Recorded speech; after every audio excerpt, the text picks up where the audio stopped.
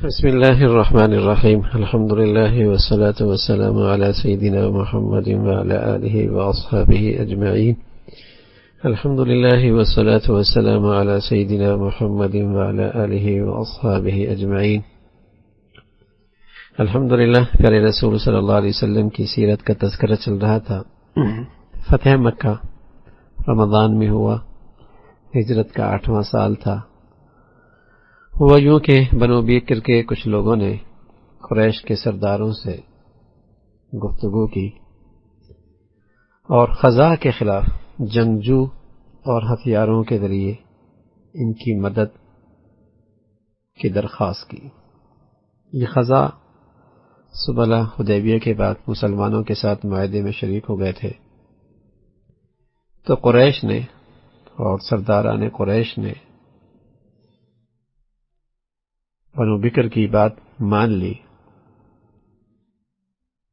اور مسلمانوں کے جو خلیف تھا قبیلہ خزاع، اس کے ساتھ ان پر حملہ کرنے کے لیے آمادہ ہو گئے. بہت سے لوگ ان میں صفوان ابن امیہ، حویطب بن عبد العزیٰ، یہ سب بھیس بدل کر نکلے اور بطیرہ نامی ایک جگہ پر بنو بکر کے ساتھ جا ملے. انہوں نے خزاع پر شب خون مارا، جبکہ وہ لوگ مطمئن تھے، بے خبر تھے، اور ان کے 20 آدمی قتل کر دیے. اس واقعے کے بعد عمرو ابن سالم خزاع کے 40 آدمی شاہ سوار پیارے رسول صلی اللہ علیہ وسلم کی خدمت میں آئے اور جو کچھ ان کے قبیلے خزاع پر بیتی آپ علیہ الصلوۃ والسلام کو اس سے آگاہ کیا. آپ نے اپنی ردا اور اپنی چادر سنبھالتے ہوئے کھڑے ہوئے اور فرمایا کہ اگر میں بنو کعب پر ہونے والے ظلم کے خلاف ان کی اس طرح مدد نہ کر سکوں جس طرح اپنے اوپر ظلم کا دفاع کرتا ہوں تو اللہ کی تائید اور نصرت سے محروم رہوں. یعنی آپ نے انہیں مدد کی، ان الفاظ سے یقین دہانی کرائی، ہم آپ کا ساتھ دیں گے. اور ساتھ یہ بھی فرمایا کہ یہ بادل خوشخبری دے رہا ہے کہ بنو کعب کی ضرور مدد کی جائے گی. قریش کو اپنے کی پر سخت شرمندگی ہوئی، بڑے پشیمان ہوئے. انہوں نے ابو سفیان بن حرب کو پیارے رسول صلی اللہ علیہ وسلم کی خدمت میں بھیجا تاکہ وہ صلح کی تجدید کریں، ایک مدت تک اس پر عمل کو یقینی بنا لے. ابو سفیان مدینہ آئے، رسول اللہ صلی اللہ علیہ وسلم سے گفتگو کی، لیکن آپ نے کوئی جواب نہیں دیا. وہ حضرت ابو بکر رضی اللہ تعالیٰ عنہ کے پاس گئے، رسول اللہ صلی اللہ علیہ وسلم سے سفارش کرنے کی درخواست کی. حضرت ابو بکر نے بھی رضی اللہ تعالیٰ عنہ نے کوئی جواب نہیں دیا کہ میں ایسا نہیں کر سکتا. پھر وہ حضرت عمر ابن خطاب رضی اللہ تعالیٰ عنہ کے پاس گئے اور ان سے اس معاملے میں گفتگو کی. انہوں نے فرمایا کہ میں اللہ کے رسول سے تم لوگوں کی سفارش کروں؟ اللہ کی قسم، اگر تم لوگوں سے جنگ کرنے کے راہ میں مجھے چونٹیوں سے بھی سہارا ملے گا تو ان کے ذریعے میں تم سے جنگ کروں گا.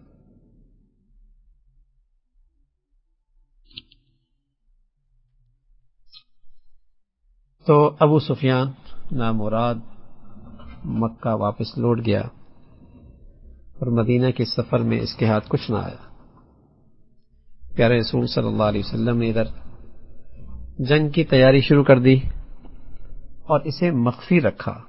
آپ علیہ الصلوۃ والسلام نے اللہ سے دعا کی، اے اللہ، قریش کی بنائیاں سلب کر لے اور انہیں اس وقت تک خبر ہو جب ہم اچانک ان کے سر پر پہنچ جائیں. اے اللہ، ہماری تیاری کرنا اور ہمارا مکہ پہنچنا قریش سے مخفی فرما دے. یہ آپ کی دعا کا حاصل تھا. پیارے رسول صلی اللہ علیہ وسلم نے مکہ روانگی کے ارادے سے صحابہ کو باخبر کیا تو حضرت حاتب بن ابی بلتہ رضی اللہ تعالیٰ عنہ مخلص صحابی ہیں، ان سے ایک کوتاہی ہو گئی، بعد میں معافی بھی ہو گئی. انہوں نے اپنی غلطی کا اقرار بھی کیا اور معافی بھی ہوئی۔ ہوا یوں کہ انہوں نے قریش کو ایک خط لکھا اور انہیں ہوشیار کیا کہ مسلمان ان پر حملہ کرنے والے ہیں۔ علی فرماتے ہیں رضی اللہ تعالیٰ عنہ، رسول اللہ صلی اللہ علیہ وسلم نے مجھے اور حضرت زبیر حضرت مقداد کو روانہ فرمایا اور فرمایا کہ ایک جگہ ہے روضۃ الخاق، یہ مدینہ اور مکہ کے درمیان ایک مقام ہے، وہاں پہنچو، وہاں ایک عورت سفر کر رہی ہے جس کے پاس ایک خط ہوگا اور اس خط کو لے کر آ جاؤ۔ ان 3 ساتھیوں کو اللہ کے نبی صلی اللہ علیہ وسلم نے روانہ فرمایا۔ حضرت علی فرماتے ہم لوگ گھوڑے دوڑاتے دوڑاتے وہاں پہنچے، ٹھیک اسی جگہ وہ عورت ہمیں ملی۔ ہم نے اس سے کہا خط نکالو، اس نے جواب دیا میرے پاس خط نہیں ہے۔ ہم نے کہا خط نکالو ورنہ ہم تمہاری جامہ تلاشی لیں گے۔ بالآخر اس نے اپنے بالوں کے جوڑے سے خط نکال کر دیا، چھپا رکھا تھا۔ اسے لے کر ہم رسول اللہ صلی اللہ علیہ وسلم کی خدمت میں حاضر ہوئے۔ یہ خاطب ابن ابی بلتہ کا خط تھا جو مکہ کے بعد مشرکین کو لکھا گیا تھا اور انہیں مکہ پر چڑھائی کے لیے رسول اللہ صلی اللہ علیہ وسلم کی تیاری کے متعلق خبر دی گئی تھی۔ پیارے رسول صلی اللہ علیہ وسلم نے حضرت خاطب کو بلایا اور پوچھا خاطب تم نے ایسا کیوں کیا؟ انہوں نے عرض کیا یا رسول اللہ میرے بارے میں فیصلے کرنے میں آپ اجرت نہ فرمائیے گا، میں ایسا شخص تھا جس کی قریش میں بس وابستگی تھی، میرا ان سے کوئی رشتہ داری نہیں تھی، میرا ان سے تعلق ضرور تھا، وابستگی تھی، میری وہاں رہائش ضرور تھی، لیکن میرا ان سے کوئی خاندانی تعلق نہیں تھا، میں ان کا حلیف تھا، جبکہ دیگر مہاجرین ان کی قرابتیں تھیں، وہاں ان کے خاندان کے لوگ تھے، ان کے پشت پناہ وہاں موجود تھے اور ان کے اموال کی حفاظت کرنے والے موجود تھے۔ میں نے سوچا کہ جب مجھے یہ چیز حاصل نہیں تو میں ان پر کوئی ایسا احسان کر دوں جس سے میرے خاندان کے لوگ بھی وہاں محفوظ رہ سکے۔ میں نے ایسا اس لیے نہیں کیا کہ میں مرتد ہو گیا ہوں یا دائرہ اسلام سے آنے کے بعد دوبارہ میں نے کفر کو پسند کر لیا ہے، ایسا نہیں یا رسول اللہ۔ اپنی غلطی کا اقرار کیا اور حقیقت حال بھی بتا دی۔ پیارے رسول صلی اللہ علیہ وسلم نے صحابہ سے فرمایا یہ سچ کہہ رہے ہیں، یہ سچ کہہ رہے ہیں۔ اس موقع پہ عمر رضی اللہ تعالیٰ عنہ نے کہا اللہ کے رسول مجھے اجازت دیجیے میں اس کی گردن اڑا دوں۔ پیارے رسول صلی اللہ علیہ وسلم فرمایا عمر یہ بدر میں شریک تھے اور تمہیں کیا معلوم شاید اللہ نے اہل بدر کو فرما دیا ہو کہ جو تم چاہے کرو میں تمہارے قصور معاف کر دوں گا۔ اس وقت یہ آیت نازل ہوئی یا ایھا الذین آمنوا لا تتخذوا عدوی وعدوکم اولیاء تلقون الیہم بالمودہ وقد كفروا بما جاءكم من الحق يخرجون الرسول وإياكم أن تؤمنوا بالله ربكم إن كنتم خرجتم جهادا في سبيلي وابتغاء مرضاتي تسرون إليهم بالمودة وأنا أعلم بما أخفيتم وما أعلنتم ومن يفعل منكم فقد ضل سواء السبيل۔ اے لوگو جو ایمان لائے ہو کہ اگر تم میری راہ میں جہاد کرنے کے لیے اور میری رضا جوئی کی خاطر وطن چھوڑ کر گھروں سے نکلے ہو تو میرے اور اپنے دشمنوں کو دوست نہ بناؤ۔ جو میرا دشمن ہے وہ تمہارا بھی دشمن ہے، میرے اور اپنے دشمنوں کو دوست مت بناؤ۔ تم ان کے ساتھ دوستی کس طرح ڈالتے ہو، حالانکہ وہ جو حق تمہارے پاس آیا ہے ان کو وہ ماننے سے انکار کر چکے ہیں، اور ان کی روش یہ ہے کہ رسول کو اور خود تم کو صرف اس قصور پر جلا وطن کیا ہے کہ تم اللہ پر ایمان لاتے ہو، تمہارا قصور صرف یہ ہے، اور یہی وجہ بنی تمہاری ہجرت کی، وطن سے نکالنے کی۔ تم چھپا کر ان کو دوستانہ پیغام بھیجتے ہو، حالانکہ جو کچھ تم چھپا کر کرتے ہو، اعلانیہ کرتے ہو، ہر چیز کو اللہ خوب جانتے ہیں۔ جو شخص بھی تم میں سے ایسا کرے گا وہ یقیناً رائے راست سے بھٹک جائے گا، بھٹک گیا ہے۔ پیارے رسول صلی اللہ علیہ وسلم نے کلثوم بن حسین کو مدینہ میں اپنا جانشین بنایا اور جمعرات کے دن 10 رمضان کو عصر کے بعد نکلے فتح مکہ کی طرف۔ یہ آپ کا سفر شروع ہوا اور آپ کے ارد گرد عرب قبیل بہت سارے قبیلے اسلم، غفار، مزینہ، جوہینہ سب کو بلایا، اور وہ سب زہران ایک جگہ کا نام ہے مکہ اور مدینہ کے درمیان وہ آپ سے آ کے وہاں ملے، اور مسلمانوں کی تعداد تقریباً 10,000 تک تھی. 10,000. اللہ کی شان. صلح حدیبیہ پہ تعداد تقریباً 1400، اور ان 2 سالوں کے اندر تعداد 10,000 تک پہنچ گئی. یہ خوبصورت اسلامی معاشرت، اسلام کا طرز عمل اور خوبصورت اخلاق اور اسلامی زندگی کی کشش تھی کہ لوگ جوک تر جوک اسلام قبول کر رہے تھے. قریش کو اب تک لشکر اسلام کے آنے کی خبر نہیں تھی، لیکن چونکہ ابو سفیان مدینہ سے اپنی سفارتی مہم میں ناکام واپس ہوئے تھے، اس لیے قریش کو اندازہ ضرور تھا کہ کچھ نہ کچھ ہونے والا ہے. انہوں نے ابو سفیان کو اور حکیم ابن حزام اور بدیل بن ورقہ کو پیارے رسول صلی اللہ علیہ وسلم کی ٹو لگانے کے لیے بھیجا. وہ لوگ نکلے، یہاں تک کہ جب ظہران کے قریب پہنچے تو انہوں نے آگ کے بڑے بڑے الاؤ روشن دیکھے. اب وہ ان کے بارے میں ایک دوسرے سے بات ہی کر رہے تھے کہ پیارے رسول صلی اللہ علیہ وسلم کے خیمے کی حفاظت کرنے والے اور آپ کے نگہبان متعین دستے نے انہیں دیکھ لیا اور پکڑ کر رسول اللہ صلی اللہ علیہ وسلم کی خدمت میں لے آئے. وہاں ابو سفیان نے اسلام قبول کر لیا. حضرت عباس فرماتے ہیں رضی اللہ تعالیٰ عنہ کہ اگلے دن صبح میں ابو سفیان کو لے کر رسول اللہ صلی اللہ علیہ وسلم کی خدمت میں حاضر ہوا. جب رسول اللہ صلی اللہ علیہ وسلم کی نظر ان پر پڑی تو فرمایا ابو سفیان تمہارا بھلا ہو، کیا اب بھی تم کو یقین نہیں آیا کہ اللہ کے سوا کوئی معبود نہیں ہے؟ اس نے جواب دیا میرے ماں باپ آپ پر قرآن، آپ کتنے حلیم، کتنے کریم، کس قدر صلہ رحمی کرنے والے. اللہ کی قسم میں سمجھتا ہوں اللہ کے سوا کوئی اور معبود نہیں،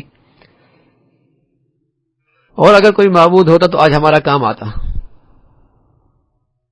آپ پیارے رسول صلی اللہ علیہ وسلم نے پھر فرمایا ابو سفیان اللہ تمہیں سمجھ دے، کیا اب بھی تمہیں یقین نہیں آیا کہ میں اللہ کا رسول ہوں؟ ابو سفیان نے کہا میرے ماں باپ آپ پہ قربان، آپ کتنے حلیم کریم، کس قدر صلہ رحمی کرنے والے.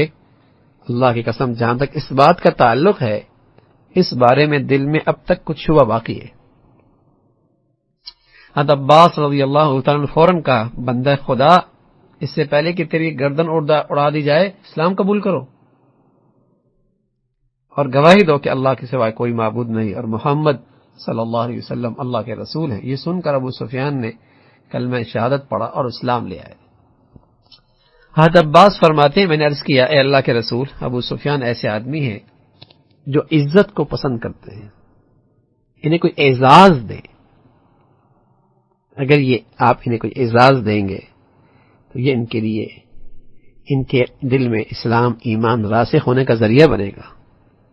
یہ عزت کو پسند کرتے ہیں، انہیں کوئی اعزاز سے نوازے جو ان کے لیے باعث فخر ہو. تو آپ علیہ الصلوۃ والسلام نے فرمایا ہاں جو بھی ابو سفیان کے گھر میں داخل ہو جائے اس کے لیے امان ہے. مکہ کا کوئی بھی مشرک، کوئی بھی فرد ابو سفیان کے گھر میں داخل ہوگا اسے امان مل جائے گی. اتنا بڑا اعزاز اس کا اعلان ہو گیا. اور جو اپنے گھر کا دروازہ بند کر لے اس کے لیے بھی امان ہے، اور جو مسجد میں چلا جائے اس کے لیے بھی امان ہے. جب پیارے رسول صلی اللہ علیہ وسلم مکہ میں داخل ہونے کا ارادہ کیا تو عباس رضی اللہ تعالیٰ عنہ سے فرمایا ابو سفیان کو ایک ایسی گھاٹی میں لے کر جا کے کھڑا کرو جہاں وہ اسلامی دستوں کا اور لشکر کا جو مختلف ٹکڑوں میں تقسیم ہیں اس گھاٹی سے نظارہ کر سکے، تاکہ اس کے سامنے اسلام اور مسلمانوں کی شان و شوکت اس کے نظروں کے سامنے سے گزرے. حضرت عباس رضی اللہ تعالیٰ فرماتے ہیں کہ میں ابو سفیان کے ساتھ نکلا اور انہیں لے جا کر اس جگہ کھڑا ہوا جہاں کھڑا کرنے کے پیارے رسول صلی اللہ علیہ وسلم نے مجھے حکم دیا تھا. مختلف قبائل اپنے اپنے جھنڈوں کے ساتھ وہاں سے گزرنے لگے. جب کوئی قبیلہ گزرتا تھا ابو سفیان کہتے عباس یہ کون سا قبیلہ ہے؟ میں قبیلہ کا نام لیتا، تعارف کراتا تو مجھ سے کہتے اس سے میرے کیا سروکار. یہاں تک کہ پیارے رسول صلی اللہ علیہ وسلم ایک مسلح دستے میں جو مہاجرین اور انصار پر مشتمل تھا وہاں سے گزرے. یہ ایک ایسا آئین پوش دستہ تھا کہ اس کی صرف آنکھیں نظر آ رہی تھیں۔ ابو سفیان نے یہ منظر دیکھا اور کہا سبحان اللہ عباس، یہ کون لوگ ہیں؟ میں نے جواب دیا اللہ کے رسول ہیں جو مہاجرین اور انصار کے جلوے میں تشریف لے جا رہے ہیں۔ ابو سفیان نے کہا ان میں سے کسی کو آج سے پہلے یہ طاقت اور شان و شوکت، ایسی طاقت اور ایسی شان و شوکت اس سے پہلے کسی کو حاصل نہیں ہوئی۔ اللہ کی قسم اے ابو الفضل، تمہارے بھتیجے کا اقتدار آج کی صبح کتنا عظیم ہے۔ حضرت عباس نے فوراً ٹوکا، اقتدار؟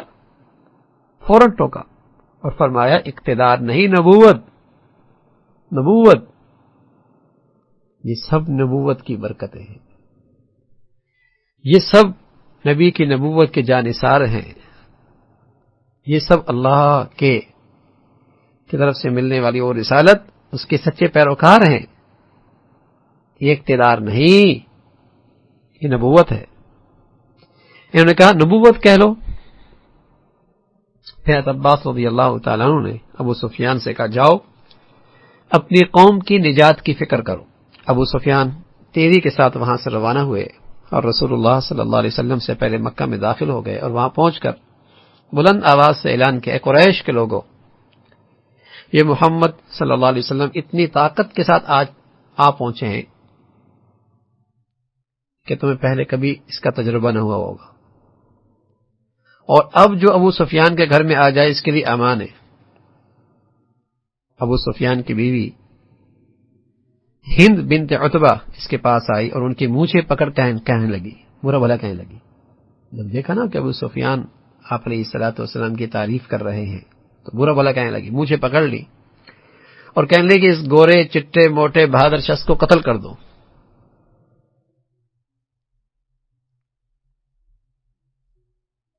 یہ اپنی قوم کا برا ہے۔ ابو سفیان نے لوگوں سے کہا دھوکے میں نہ رہو، محمد صلی اللہ علیہ وسلم اتنی طاقت کے ساتھ آئے ہیں کہ اس کا تم کبھی تجربہ تمہیں نہ ہوگا۔ اب جو ابو سفیان کے گھر میں آ جائے اس کے لیے امان ہے۔ اس پر لوگ کہنے لگے اللہ تمہیں سمجھے، اللہ تم سے سمجھے، تمہارا اتنا گھر بڑا ہے کیا کہ سب اس میں پناہ لے لیں گے؟ تب انہوں نے کہا جو اپنے گھر کا دروازہ بند کر لے اسے بھی امان ہے، جو مسجد میں چلا جائے اسے بھی امان ہے۔ لوگ منتشر ہو گئے اپنے اپنے گھروں میں، مسجد حرام میں لوگوں نے پناہ لے لی۔ پھر رسول صلی اللہ علیہ وسلم کو اطلاع ملی کہ سعد بن عبادہ رضی اللہ تعالیٰ عنہ گھاٹی سے گزرتی ہوئی ہے۔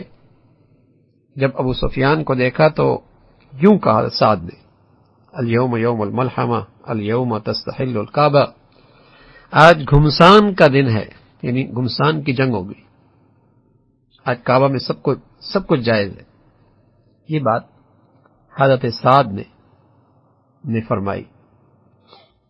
پیارے رسول صلی اللہ علیہ وسلم کو ان کی یہ بات پسند نہ آئی، اور آپ نے فرمایا الیوم یوم المرحمہ الیوم یعظم اللہ الکعبہ، بلکہ آج تو رحم اور کرم کا دن ہے، اور آج اللہ کعبہ کی عظمت بڑھائے گا۔ آج رحمت کا دن ہے، رحم کا دن ہے، کرم کا دن ہے۔ پیارے رسول صلی اللہ علیہ وسلم نے اپنے فوج کے سپرسالاروں کو حکم دیا کہ صرف انہی لوگوں سے جنگ کریں جو ان سے جنگ کرنے کے لیے آمادہ ہو۔ پھر آپ علیہ الصلوۃ والسلام نے عام معافی کا اعلان کیا، اور سوائے 6 مرد اور 4 عورتوں کو ان کے لیے معافی نہیں ہے، اور ان کے بارے میں حکم دیا کہ وہ جہاں انہیں پایا جائے انہیں قتل کر دیا جائے، اور وہ یہ ہیں اکرمہ ابن ابی جہل، حبار ابن اسود، عبداللہ ابن سعد، مقیس ابن صبابہ، حویرث ابن نقید، عبداللہ بن ہلال، ہند بنت عتبہ، عمرو ابن ہشام کہ آزار کردہ لونڈی سارا، اور فروتنی اور قرینہ، یہ دونوں لونڈیاں تھیں جو ہمیشہ نبی علیہ الصلوۃ والسلام کی اشعار گا کر برائیاں کیا کرتے تھے۔ ان کے لیے معافی نہیں ہے۔ پھر ان میں سے بعد میں کچھ مسلمان ہو گئی، ان کا تذکرہ آگے آ رہا ہے۔ اللہ کے نبی صلی اللہ علیہ وسلم نے مکہ معظمہ میں اس کے بلائی حصے سے جو قدا کہلاتا تھا داخل ہوئے، اور آپ علیہ الصلوۃ والسلام نے خالد بن ولید کو حکم دیا کہ وہ اپنے لشکر کے حصے کے ساتھ مکہ کے جو زرعی حصہ ہے نیچے والا وہاں سے گزرے۔ پھر رسول صلی اللہ علیہ وسلم نے مختلف قبیلوں کو مکہ میں جدھر سے داخل ہونے کا حکم دیا تھا وہیں سے سب داخل ہوئے، اور کسی کو بھی مزاحمت کا سامنا نہ کرنا پڑا۔ صرف خالد بن ولید کا مقابلہ مشرکین کی ایک گروہ نے اور ایک جمعیت نے کیا، جس میں اکرم بن ابن جہل، صفوان بن امیہ بھی تھے، اور خالد نے ان سے جنگ کی اور قریش کے 24 اور حذیل کے 4 اشخاص کو قتل کیا۔ اللہ کے نبی صلی اللہ علیہ وسلم نے دور سے تلواروں کی چمک دیکھی تو چہرے پہ کچھ ناگواری سی۔ آپ نے بتایا کہ یہ خالد ہیں، اور ان سے جنگ کی ابتدا مشرکین کی جانب سے ہوئی ہے، اس لیے وہ بھی جنگ پر مجبور ہوئے۔ آپ علیہ الصلوۃ والسلام نے فرمایا قضاء الہی میں اسی میں خیر ہوگی، قضاء الہی میں خیر ہوگی۔ حضرت عبداللہ بن ابی بکر سے روایت ہے، انس فرماتے ہیں کہ رسول اللہ صلی اللہ علیہ وسلم جب مقام ذی طوا پہنچے تو اپنی سواری کو روک لیا، اور اس وقت آپ ایک یمنی چادر کا امامہ پہنے ہوئے تھے۔ آپ علیہ الصلوۃ والسلام نے جب دیکھا کہ اللہ نے آپ کو فتح سے سرفراز فرمایا ہے تو آپ کا سر تواضع اور خاکساری سے جھک گیا۔ یہ ہے اللہ کے مقبول بندوں کی شان کہ جو جو انعامات میں اضافہ ہو، عاجزی بڑھتی چلی جائے، انکساری بڑھتی چلی جائے۔ فتح کی شکل میں اللہ نے جو اتنی بڑی نعمت دی عطا فرمائی ہے، تو آپ کا سر تواضع اور خاکساری سے اور جھک گیا، یہاں تک کہ آپ کی ریش مبارک کجاوا کے درمیان جو ابھار تھا اس کو چھونے لگی۔ آپ جس سواری میں بیٹھے ہوئے تھے وہاں جو کجاوا تھا اس کے درمیان میں جو ابھار تھا تو آپ کی ریش اس سے چھونے لگی۔ حضرت عبداللہ ابن مغفل کو یہ فرماتے سنا کہ میں نے فتح مکہ کے دن رسول اللہ صلی اللہ علیہ وسلم کو دیکھا کہ آپ اپنے اونٹنی پر سوار سورہ فتح کی تلاوت کر رہے تھے، اور آپ کی آواز حلق میں گھوم رہی تھی، خوبصورت انداز میں گنگنا رہے تھے۔ انہوں نے مزید فرمایا کہ اگر مجھے اس بات کا اندیشہ نہ ہوتا کہ لوگ میری آواز سن کر اکٹھے ہو جائیں گے تو میں بھی اسی طرح آواز نکال کر دکھاتا جیسے حضور علیہ الصلوۃ والسلام کے دہن سے آواز نکل رہی تھی۔ پھر رسول صلی اللہ علیہ وسلم مکہ میں داخل ہوئے اور آپ نے بیت اللہ کا رخ کیا، اور اس کے گرد 360 بت رکھے ہوئے تھے بیت اللہ کے۔ پیارے رسول صلی اللہ علیہ وسلم نے آپ کے ہاتھ مبارک میں ایک لکڑی تھی، آپ اس کے ذریعے ایک ایک کر کو گرا رہے تھے بتوں کو، اور اس وقت آپ کی زبان پر یہ الفاظ تھے جاء الحق وزهق الباطل جاء الحق وما يبدئ الباطل وما يعيد۔ حق آ گیا، باطل مٹ گیا، حق آ گیا اور باطل اب پھر کبھی نہ آئے گا۔ کعبہ کے اندر بھی بہت سے بت رکھے ہوئے تھے، ان کی موجودگی میں آپ علیہ الصلوۃ والسلام کعبے میں داخل ہونے سے انکار کر دیا، اور آپ نے باہر نکال دینے کا حکم دیا کہ ان بتوں کو باہر نکالو۔ جب تک وہ باہر نہ نکلے آپ اندر داخل نہیں ہوئے۔ سارے بت نکال دیے گئے۔ کعبہ کے اندر حضرت ابراہیم، حضرت اسماعیل علیہ الصلوۃ والسلام کے تصویریں، مجسمے بھی تھے، ان کے مجسمے بھی بنائے ہوئے تھے، جن کے ہاتھوں میں پانسے کے تیر تھے، انہیں بھی نکال دیا گیا۔ انہیں دیکھ کر پیارے رسول صلی اللہ علیہ وسلم نے فرمایا اللہ ان لوگوں کو ہلاک کرے، یہ اچھی طرح جانتے ہیں کہ ان دونوں نے کبھی پانسے کے تیروں سے شگون نہیں لیا تھا۔ کوئی شرکی ابراہیم علیہ الصلوۃ والسلام، اسماعیل علیہ الصلوۃ والسلام میں کوئی شرک کی بو موجود نہیں تھی، اور یہ جانتے بھی ہیں، پھر انہوں نے ایسی حرکت کی ہوئی ہے۔ پھر آپ علیہ الصلوۃ والسلام بیت اللہ کے اندر داخل ہوئے اور اس کے مختلف گوشوں میں تکبیریں کہیں، لیکن نماز ادا نہیں کی، اور اس کے بغیر باہر نکل آئے۔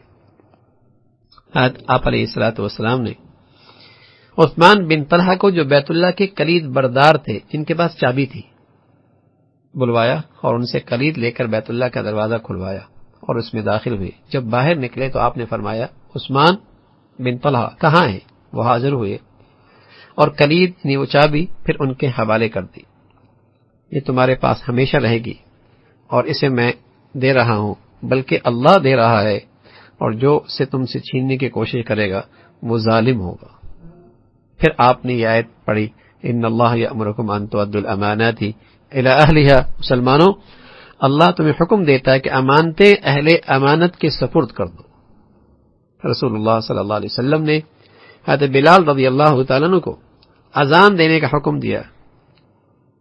حضرت بلال رضی اللہ تعالیٰ عنہ بیت اللہ کی چھت پہ چڑھے اور وہاں کھڑے ہو کر اذان دی.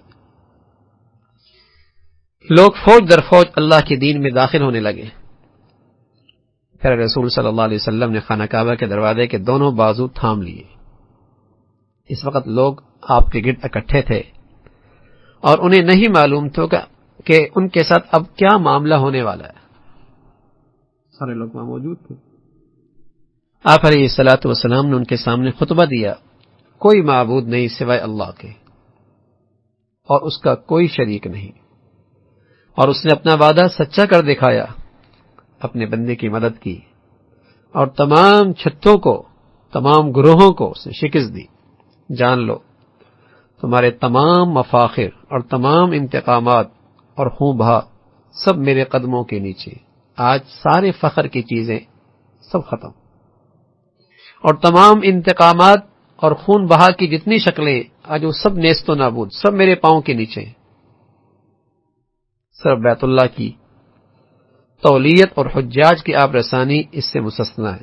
یعنی جو پہلے بیت اللہ کے متولی تھے اور پہلے جو حجاج کو پانی کے ذریعے خدمت کر رہے تھے، وہ ذمہ داریاں وہ اپنی ادا کرتے رہیں گے. اے قوم قریش، اب جاہلیت کا غرور اور نسب کا افتخار، جو اپنے نسب پہ فخر کیا کرتے تھے، اسے اللہ نے مٹا دیا ہے. تمام لوگ آدم کی نسل سے ہیں اور آدم مٹی سے بنے ہیں. پھر آپ نے قرآن کی آیت تلاوت فرمائی، یا ایھا الناس انا خلقناکم من ذکر وانثی وجعلناکم شعوبا وقبائل لتعارفوا ان اکرمکم عند اللہ اتقاکم. اے لوگو، ہم نے تمہیں ایک مرد ایک عورت سے پیدا کیا اور پھر تمہاری قومیں اور برادریاں بنائیں تاکہ تم ایک دوسرے کو پہچانو. یہ برادریاں، یہ قبیلے، یہ خاندان صرف پہچان کے لیے ہیں، اور حقیقت اللہ کے نزدیک تم میں سب سے زیادہ عزت والا وہ ہے جو تمہارے اندر سب سے زیادہ پرہیزگار ہے. پرہیزگاری ہے عزت کا سامان، اور پرہیزگاری اور تقوی ہے عزت کا پیمانہ اور بنیاد. پھر آپ علیہ الصلوۃ والسلام نے فرمایا، قوم قریش، جانتے ہو تمہارے ساتھ کیا معاملہ ہونے والا ہے؟ انہوں نے کہا، ہم اچھی امید رکھتے ہیں. آپ کریم النفس شریف بھائی ہیں، کریم النفس اور شریف بھائی کے بیٹے ہیں. پیارے رسول صلی اللہ علیہ وسلم نے فرمایا، جاؤ تم سب آزاد ہو. پیارے رسول صلی اللہ علیہ وسلم نے فتح مکہ کے دن لوگوں کے سامنے یہ خطبہ دیا. مکہ کی حرمت انسانوں کی جانب سے نہیں بلکہ اللہ کی جانب سے ہے. کسی شخص کے لیے جو اللہ اور آخرت کے دن پر ایمان رکھتا ہو، جائز نہیں کہ یہاں کسی کا خون بہائے یا کوئی درخت یا پودا اکھاڑے. اگر کوئی شخص جواز کے لیے دلیل پیش کرتا ہے کہ اللہ کے رسول نے بھی یہاں قتال کیا ہے، تو اس کو جواب دو کہ اللہ نے اپنے رسول کو اس کی اجازت دی تھی، لیکن اس نے تمہیں اس کی اجازت نہیں دی ہے. اس نے اپنے رسول کو بھی دن کے کچھ حصے میں اس کی اجازت دی تھی، اور اس کی حرمت اب پھر اسی طرح قائم ہو گئی جس طرح کل تھی. جو لوگ موجود ہیں یہ بات ان لوگوں تک پہنچا دیں جو یہاں موجود نہیں ہے. یہ اللہ کے نبی صلی اللہ علیہ وسلم نے خطبہ دیا.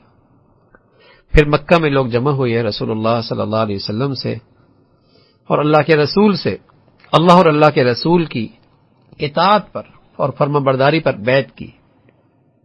پیارے رسول صلی اللہ علیہ وسلم نے جب مردوں سے بیعت سے فارغ ہوئے تو عورتوں سے بیعت کی، اور آپ کی خدمت میں قریش کی چند خواتین حاضر ہوئیں.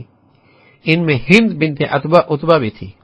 وہ نقاب میں تھی کیونکہ حمزہ کے ساتھ اس نے جو کچھ کیا تھا اس کی وجہ سے اپنے آپ کو ظاہر نہیں کرنا چاہتی تھی. جب یہ خواتین بیعت لینے کے لیے قریب ہوئی تو رسول اللہ صلی اللہ علیہ وسلم نے فرمایا، اس بات پر مجھ سے بیعت کرو کہ اللہ کے ساتھ کسی کو شریک نہیں ٹھہراؤ گی. ہند نے کہا، اللہ کی قسم، ہم سے وہ اقرار لے رہے ہیں جو آپ نے مردوں سے نہیں لیا. بہرحال ہم اس کا اقرار کرتے ہیں. آپ نے فرمایا، چوری نہیں کرو گی. ہند نے پھر کہا، میں نے ابو سفیان کے مال سے اکثر تھوڑا لیا ہے، مجھے نہیں معلوم ایسا کرنا میرے لیے حلال تھا یا حرام. ابو سفیان نے جو وہاں موجود تھے اس کی بات سن رہے تھے. جو کچھ پہلے تم نے لیا وہ حلال ہے. پیارے رسول صلی اللہ علیہ وسلم نے فرمایا، کیا تم عتبہ کی بیٹی ہند ہو؟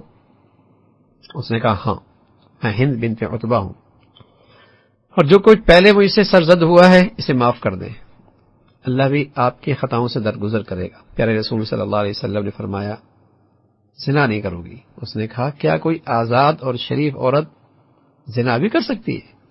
اللہ کے نبی صلی اللہ علیہ وسلم نے جب اس سے بیعت لی کہ زنا نہیں کرو گی، تو زمانہ جاہلیت کے اندر بھی آزاد عورت، اس کے ہاں زنا ایک بہت بڑا عار تھا، بہت بڑا عار تھا۔ تو یہ کہنے لگی کوئی آزاد عورت زنا بھی کر سکتی ہے؟ اس کے بعد آپ علیہ الصلوۃ والسلام نے ارشاد فرمایا اپنی اولاد کو قتل نہ کرو گی۔ یہ سن کر اس نے کہا جب تک وہ بچے تھے ہم نے انہیں پالا، اور جب بڑے ہوئے تو بدر کی لڑائی میں آپ نے انہیں قتل کر دیا۔ ہند کہنے لگی تو آپ جانے اور وہ جانے۔ اس کی یہ بات سن کر عمر رضی اللہ تعالیٰ عنہ بے ساختہ ان کی ہنسی آ گئی اور خوب ہنسے۔ اس کے بعد ارشاد ہوا کہ اور کوئی کھلا ہوا بہتان نہ باندھو گی۔ اس پر ہند نے کہا اللہ کی قسم بہتان تراشی بڑی معیوب بات ہے، اور بعد مواقع پر چشم پوشی زیادہ بہتر ہے۔ پیارے رسول صلی اللہ علیہ وسلم نے فرمایا معروف باتوں میں میری نافرمانی نہیں کرو گی۔ ان باتوں کا اقرار کرا کے رسول اللہ صلی اللہ علیہ وسلم نے حضرت عمر سے فرمایا ان عورتوں سے بیعت لے لو۔ حضرت عمر رضی اللہ تعالیٰ نے ان سے بیعت لی۔ رسول اللہ صلی اللہ علیہ وسلم عورتوں سے مصافحہ نہیں کرتے تھے، آپ نہ کسی عورت کو ہاتھ لگاتے تھے اور نہ کوئی عورت آپ کو ہاتھ لگاتی، سوائے ان عورتوں کے جو آپ کے لیے حلال تھی، جو آپ کی محرم تھی، بس۔ امام بخاری رحمۃ اللہ علیہ نے حضرت عائشہ رضی اللہ تعالیٰ عنہ کی ایک روایت نقل کی ہے، فرماتی ہیں کہ نبی علیہ الصلوۃ والسلام عورتوں سے صرف زبانی اقرار لیتے تھے، اور وہ مزید فرماتی ہیں کہ آپ علیہ الصلوۃ والسلام کا دست مبارک کبھی کسی عورت سے مس نہیں ہوا سوائے اس عورت کے جو آپ کی زوجیت یا آپ کی ملکیت میں تھی۔ حضرت عائشہ سے ملتے جلتے الفاظ امام مسلم رحمۃ اللہ علیہ نے نقل کیے ہیں۔ ام ہانی بنت ابی طالب نے فتح مکہ کے دن ایک مشرک کو پناہ دی تھی جب حضرت علی رضی اللہ تعالیٰ عنہ اسے قتل کرنا چاہتے تھے۔ وہ فرماتی ہے کہ میں نبی علیہ الصلوۃ والسلام کی خدمت میں حاضر ہوئی، اس وقت آپ غسل فرما رہے تھے۔ آپ کی صاحبزادی فاطمہ رضی اللہ تعالیٰ عنہ ایک کپڑے سے اوٹ کی ہوئی تھی۔ میں نے اسلام کیا، آپ علیہ الصلوۃ والسلام نے فرمایا کون ہے؟ میں نے جواب دیا ام ہانی بنت ابی طالب۔ فرمایا خوش آمدید۔ جب آپ غسل سے فارغ ہوئے تو آپ نے ایک کپڑا لپیٹ کر 8 رکعتیں نماز ادا کی، پھر میرے پاس تشریف لائے۔ میں نے عرض کیا اللہ کے رسول، میرے بھائی علی کہتے ہیں کہ وہ اس شخص کو قتل کر کے رہیں گے جسے میں نے پناہ دی ہے، فلاں شخص ابن حبیرہ۔ رسول اللہ صلی اللہ علیہ وسلم نے فرمایا اے ام ہانی، جسے تم نے پناہ دی ہے ہم نے بھی اسے پناہ دے دی۔ رہے وہ لوگ جن کا خون رسول اللہ صلی اللہ علیہ وسلم نے مباح اور جائز قرار دیا تھا، ان میں سے بعض لوگ قتل ہوئے، بعض لوگوں کو اسلام قبول کرنے کی توفیق ملی۔ قتل ہونے والوں میں حویرث عبداللہ بن خطل، مقیس بن حبابہ اور 2 لونڈیاں جو اشعار میں آپ کی حجب کیا کرتی تھی، ان میں ایک قتل ہوئی اور دوسری نے اسلام قبول کیا۔ عبداللہ ابن سعد کے بارے میں آپ علیہ الصلوۃ والسلام نے سفارش قبول فرمائی تھی اور وہ انہوں نے اسلام بھی قبول کیا۔ اسی طرح اکرمہ بھی مسلمان ہوئے اور ہند بنت عتبہ نے بھی اسلام قبول کر لی۔ فضالہ بن عمیر نے منصوبہ بنایا کہ جب اللہ کے نبی صلی اللہ علیہ وسلم طواف کعبہ کر رہے ہوں گے تو میں تب آپ کو قتل کر دوں گا۔ اس ارادے سے وہ آپ کے قریب ہوا تو پیارے رسول صلی اللہ علیہ وسلم نے اس سے فرمایا اے فضالہ، کیا تم فضالہ ہو؟ اس نے جواب دیا ہاں۔ اے اللہ کے رسول، آپ نے فرمایا اس وقت تم کیا سوچ رہے تھے؟ اس نے کہا کچھ نہیں، اللہ کو یاد کر رہا تھا۔ تو پیارے رسول صلی اللہ علیہ وسلم یہ سن کر ہنس پڑے اور پھر فرمایا اللہ سے معافی چاہو۔ پھر اپنے دست مبارک اس کے سینے پہ رکھا اور اس کا دل اس وقت پرسکون ہو گیا۔ وہ کہتے ہیں اللہ کی قسم جو ہی آپ نے میرے سینے میں ہاتھ ہٹایا اور آپ کی ذات گرامی مجھے اتنی محبوب ہو گئی کہ اللہ کی تمام مخلوق میں میرے لیے اس سے زیادہ محبوب اور کوئی چیز نہ تھی۔ کہاں دشمن بن کے قتل کے ارادے سے آگے بڑھا، اور کہاں سبحان اللہ ایمان کی دولت ایسی نصیب ہوئی کہ سب سے محبوب ترین ذات پیارے رسول صلی اللہ علیہ وسلم کی ان کے ہاں ہو گئی۔ پھر اپنے گھر لوٹے یہ، اور راستے میں ایک عورت ملی، ایمان لے آئے، واپس آ رہے تھے، راستے میں ایک عورت ملی جن کی طرف وہ پہلے ملان رکھتے تھے اور ان سے یہ دل لگی کی باتیں بھی کیا کرتے تھے۔ اس نے کہا آؤ باتیں کریں۔ انہوں نے کہا کہ اپنی جذبات کا اظہار یوں کیا اور کہنے لگے کہ آؤ باتیں کریں، تو یہ کہنے لگے، میں نے جواب دیا نہیں، اس سے اللہ اور اسلام دونوں منع کرتے ہیں، اب باتیں نہیں ہو سکتی، اب کسی غیر محرم سے دل لگی کی باتیں نہیں ہو سکتی۔ تھوڑی دیر کا ایمان ایسا راسخ ہو گیا، سبحان اللہ۔ اگر تو فتح مکہ کے موقع پہ محمد صلی اللہ علیہ وسلم اور ان کے ساتھیوں کو دیکھ لیتی جبکہ وہ بتوں کو پاش پاش کر رہے تھے، تو یہ معلوم ہو جاتا کہ اللہ کا دین بالکل نکھر کر سامنے آ گیا اور شرک کے چہرے پہ تاریکی چھا گئی۔ میں تم سے اب بات نہیں کر سکتا۔ حضرت ابن عباس رضی اللہ تعالیٰ عنہ فرماتے ہیں کہ اللہ کے نبی صلی اللہ علیہ وسلم مکہ میں 19 دن ٹھہرے، اور اس عرصے میں آپ قصر کرتے رہے، اس لیے کہ پتہ نہیں تھا کتنے دن ٹھہریں گے۔ 4 رکعتوں والی نمازوں کے بجائے 2 رکعتیں پڑھتے رہے۔ تو یہ فتح مکہ کا ایک تذکرہ تھا، اور اس سے آگے پھر اس سے جو نصائح ہیں اور جو اس سے ہمیں ہدایات مل رہی ہیں، انشاءاللہ اس کا تذکرہ کل کریں گے۔ سبحانک اللہم و بحمدک، نشہد ان لا الہ الا اللہ، نستغفرک و نتوب الیک۔